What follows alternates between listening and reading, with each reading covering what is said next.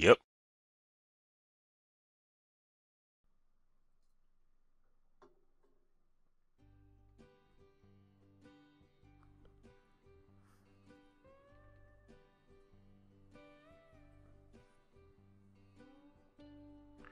Beach Buggy Racing.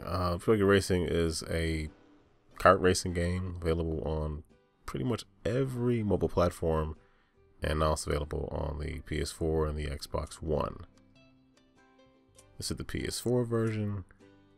I'm assuming the only difference is that the Xbox One version, you can have up to 6 players on one screen. How often that would happen, I have no idea. But I just thought I'd mention it. Alright, so Beach Buggy Racing is a kart racing game. You probably played it or at least seen it on one of the mobile stores for whatever phone you have, unless you have a Symbian phone. It's even on Windows Phone. So, yeah, that's the thing.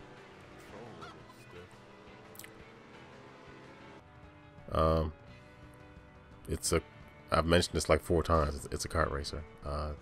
It has only split screen. There's no online play, so either racing by yourself or paying 3 other people to race with you, or I don't know, blackmailing them into thinking that you'll reveal their horrible secrets if they don't play the game. Some of the power-ups are kind of interesting, like the one you just saw there. Looks like a bouncy wheel thing, but instead of me getting bouncy wheels, it was something that affected the CPU players. So sometimes I'm not really sure. I wasn't really sure whether or not something was going to affect me or the players around me.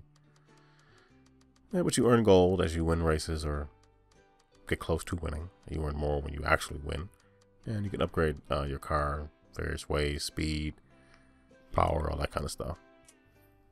And I believe all the paint jobs and things are free. You can put cool stripes and designs on your car and change the color, all that good stuff. There are a plethora of power-ups. I've not even encountered all of them, but there are a ton. They just keep coming. Earthquake was pretty cool. That cracks the ground like behind the people in front of you and sort of in front of them. I don't know. They work pretty well. The power-ups were definitely an area that was not lacking in this game. Power-ups work pretty well. It's just the races are kind of short, so I have no idea how. I don't know whether they unlock more of them as you advance. It just seems like there was like a subset that I saw, and that was pretty much it.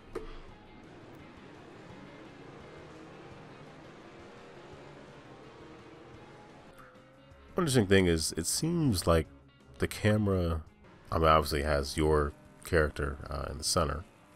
I like notifications on enemies that are attacking you. That's kind of cool. But it does seem a little bit zoomed in. But if you race well enough, you will get to boss levels, which are enemies that if you ultimately defeat, you can actually select them and select their car.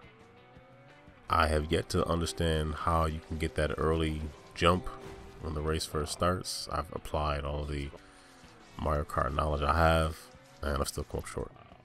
So I might just end up never knowing how to make that first hop to get to the front. And the first boss is pretty tough.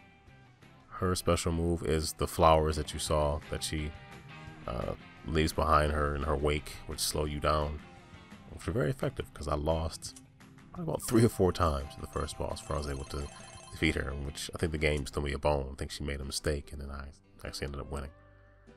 So you can see there are a good number of different characters you can unlock with different cars, different special moves, which are all described there in front of you. Rez, I believe, is the first character that you start off with.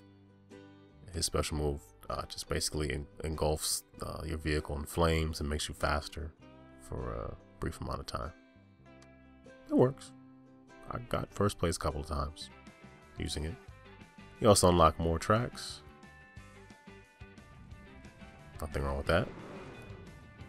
And the tracks get a little more complex. Some of the later tracks have shortcuts and like that to keep it interesting, as opposed to just one set path that you do every single time. Some of the shortcuts actually are misnomers, as they're not shortcuts at all, but that's part of the game, learning how to play.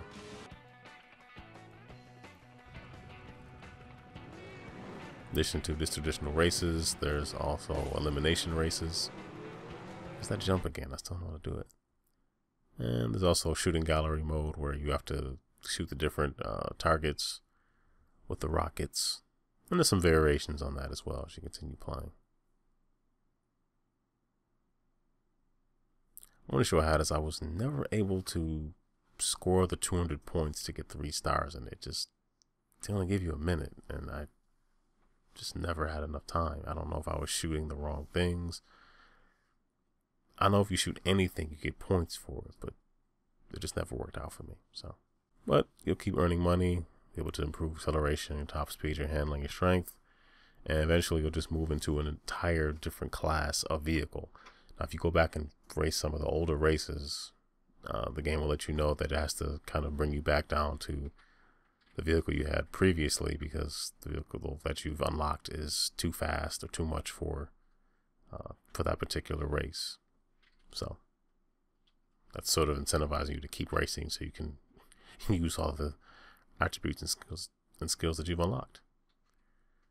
All in all, Beach League Racing is not doing anything new or really innovative. It's not better than, obviously, a game that I barely need to mention.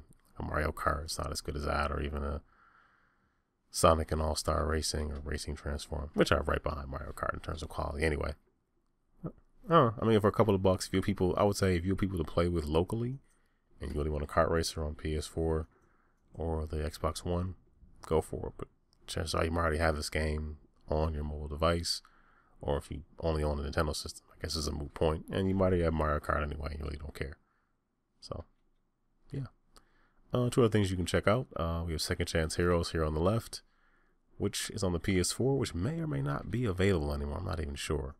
But you can still watch it and leave a comment, subscribe, all that good stuff. And then we have Scapegoat 2, which is on the PS4 as well. And I think it's on the Vita. So, I don't know. Subscribe, leave a comment. That's it.